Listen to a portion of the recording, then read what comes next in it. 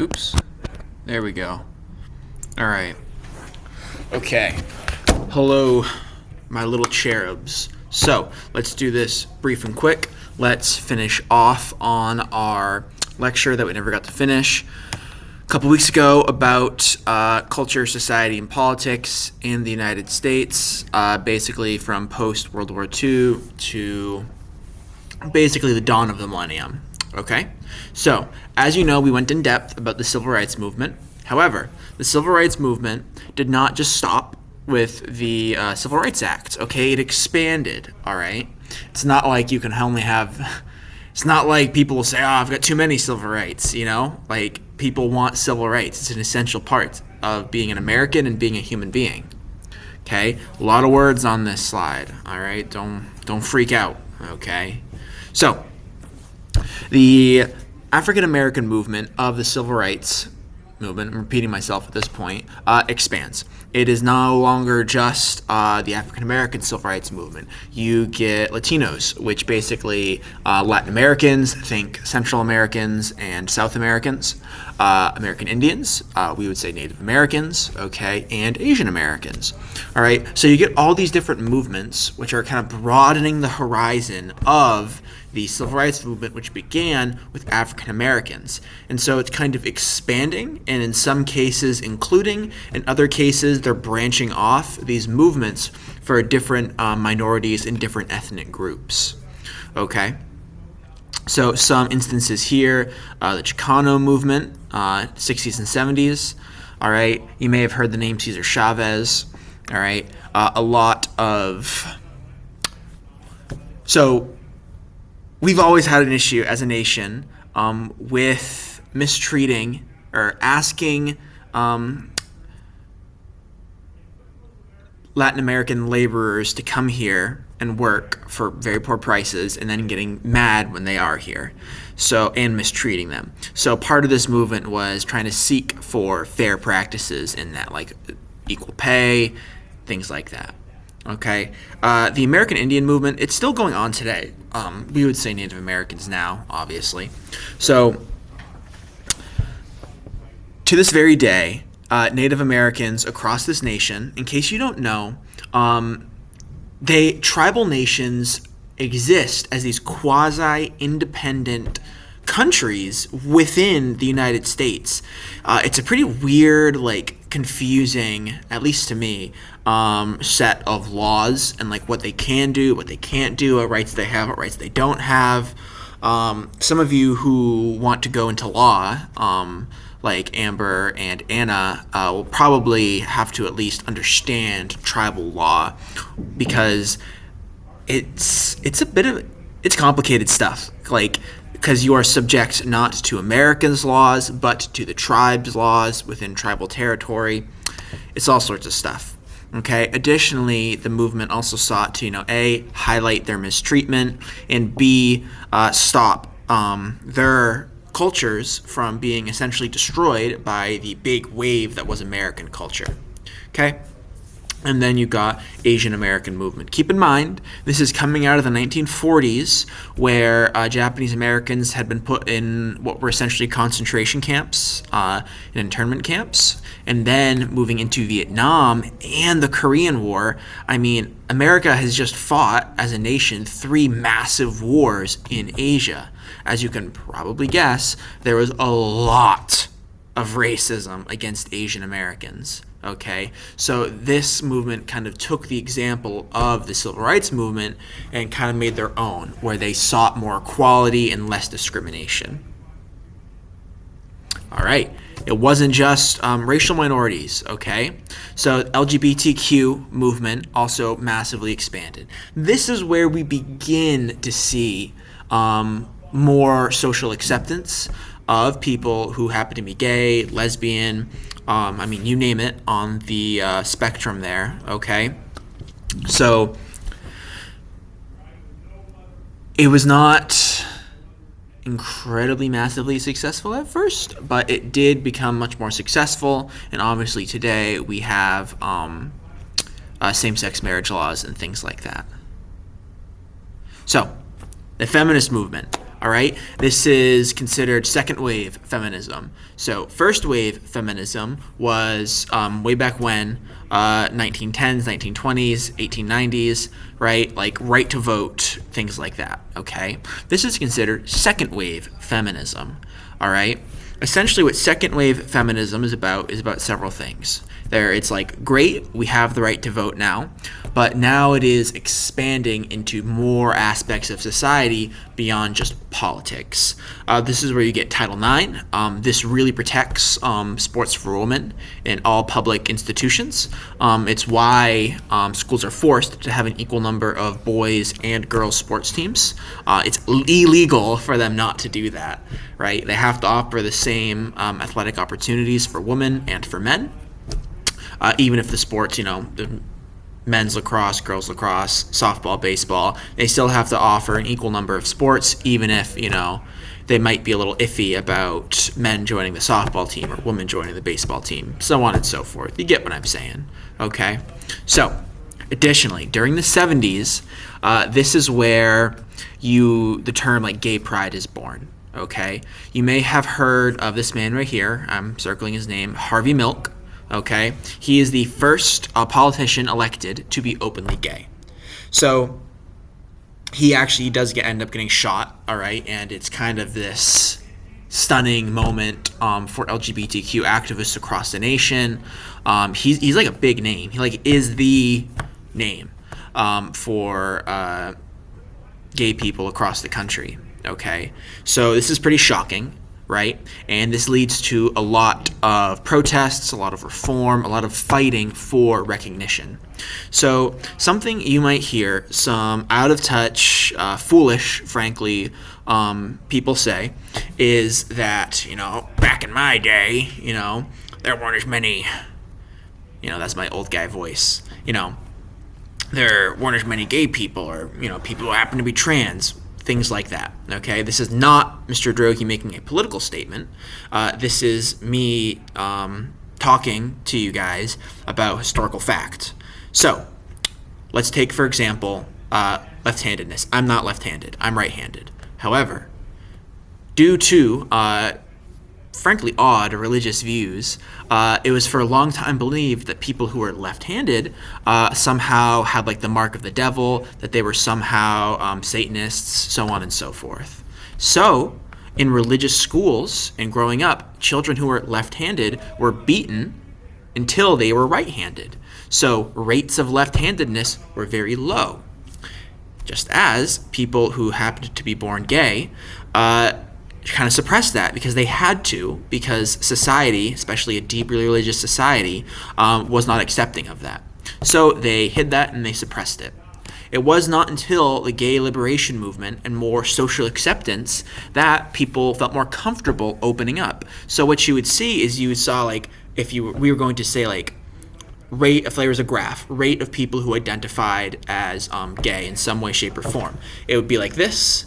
And then by the time of the gay liberation movement, it would go up and up like a spike because more people felt comfortable identifying that way. And then it kind of plateaus out to where it naturally is. Okay? Yeah, that was not a political statement by me, but I felt like it was important to mention because there's a lot of, disinfo, all sorts of stuff like that. Okay, we already talked a bit about second wave feminism, but really what it meant is it is no more just, hey, we want the right to vote. It is in all aspects of society: workplace equality, social equality, okay, reproductive rights, the rights to abortion, Planned Parenthood, all that stuff, okay? Additionally, divorce laws become big here. So this is where we see the rate of divorce massively increase once it becomes easier and more socially acceptable for people to divorce.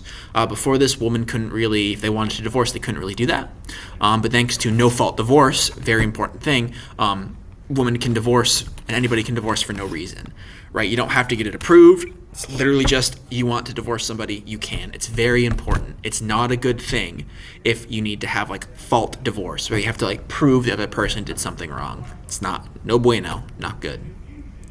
Okay, those are some examples of the gay liberation movement and gay rights movement.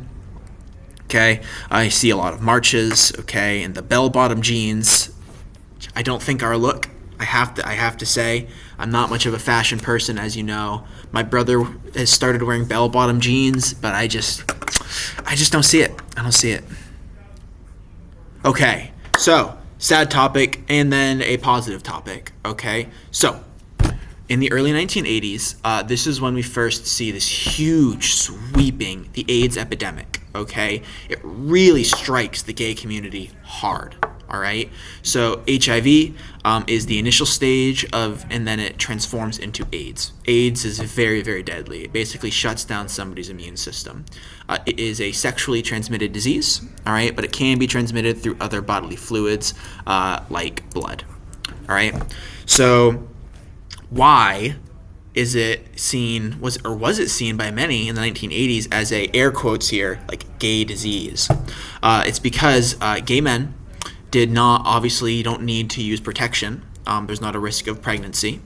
And so there was a lot of, the average gay man, I'm stereotyping, would have more sexual partners over a wider area than the average person. Okay, that it sounds like a stereotype there, but that is like an attested historical fact. Okay, so because there was no risk of pregnancy, right? So because of this, the gay community, especially the male gay community, was struck really hard. People saw it as the gay disease, and thanks to Ronald Reagan, nothing was done about it. Because it was seen as, oh, who cares, you know, especially in religious conservative circles where, and when I say conservative, I don't mean like modern politics conservative. I mean like old-fashioned religious folk of the 1980s, and the ultra-Orthodox viewed it as their, air quotes, punishment from God. It would not be till the 90s that we really start to tackle the AIDS crisis. Okay, so, by the way, great gay-straight alliances. This is the first time we see them in schools. Most schools in the country have some form of that as well. All right, so then we get this period of time where from the end of the AIDS epidemic to the mid 2010s, like almost a thawing of views upon the LGBTQ community. Like, people slowly are becoming more accepting. I remember when I was born in 2001, the before times, right? That it was almost taboo to talk about at first, but then, like, I still remember the first time I was in Philadelphia. I was in Philadelphia visiting my cousins, and that was the first time that I heard, like, this was in early 2010s, somebody like canvassing came up to us and said, you know, would you send this petition for, access to transgender bathrooms? And that was the first time it had registered in my mind about this national debate going on. And then it grew. And in 2015, there was a Supreme Court case which essentially legalizes same-sex marriage across the country. So it doesn't matter your gender or your gender identity, all that stuff. You can get married to whoever the heck you want, to consenting adults. Who cares, right? So this is a really important thing, and it's really important for the country. Very good. Supreme Court got it right. All right, that is a picture from 2015. Love wins is a slogan that was used by proponents of the Supreme Court decision. And obviously the rainbow, which you see projected onto the White House there, is a symbol of the LGBTQ movement. All right, last but not least, the sexual revolution. Okay, so during second wave feminism movement, all right, this was not just a social liberation, a social movement, a political movement. It was also a movement about bodily autonomy, as in abortions, things like that, and sex. So women, before the sexual revolution, had always they'd lacked agency in their own sexuality and in who they chose for partners. Women were not expected to select a partner. A man was, go out and, for lack of a better word, flirt with somebody. Like, it was the men who were the ones who had the agency. The men chose partners. The men's were the one going out and almost like convincing women to sleep with them, to date them, things like that. So a big part of this was the advent of more effective birth control. So wider access to things like condoms, birth control pills, right? This gave women more autonomy over their own sexuality because they could go out and choose a partner without this huge risk of fear that they're going to get pregnant. This is a big deal, okay? So this really challenges those old traditional views. You know, do you guys remember when we watched that clip from Elvis the movie, you know, and he's like shaking his leg and everybody's like, whoa, freaking out, you know, and then we talked about early feminist movements and how like covered women were expected to be and all that stuff, right? So this is a big deal, and it is important. It is also, I mean, this is kind of, you could view it as a foundation of perhaps even the Me Too movement, where women have agency now that they did not have in previous generations. So this is a big important thing, all right? And it sometimes gets overlooked, right? Because it's not something you often, most classes don't have time to get to this, but this is AP, so we do have time to get to it. And you know, it's a bit of a touchy subject, it's a bit of a weird subject. Normally, you don't think social studies and sexuality and sexual revolution. You think health class, but this is a big important part of the civil rights movement and of our society. Right? History is not just, you know, Napoleon beat I don't know, some Russian guy in 1810. You know, it's not just about a couple people throughout history, it's the story of humanity. So this is a part of that story, and social history is really important. Okay, so I believe that's all I have for you today. If you have questions, you need to let me know, all right? And please remember to study for the exam. Check slideshows, watch videos, okay, ask me questions. I am here every day after school, and I have periods 1 and 2B preps.